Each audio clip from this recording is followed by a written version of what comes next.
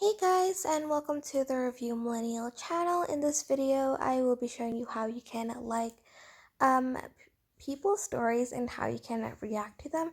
The like one is pretty new, although the react one is pretty old, but I'm just going to show you how to do both in this video. I'm just going to sort of select um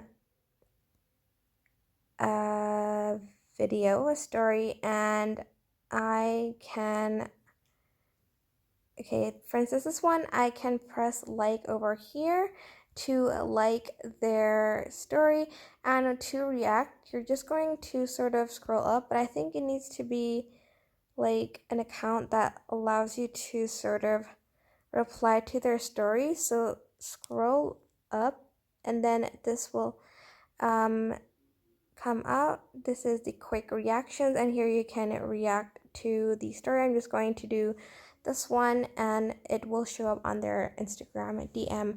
But that is basically it. The like is a new Instagram feature. I hope this tutorial was helpful. Don't forget to like, comment, share, and also subscribe to this channel if you haven't done that.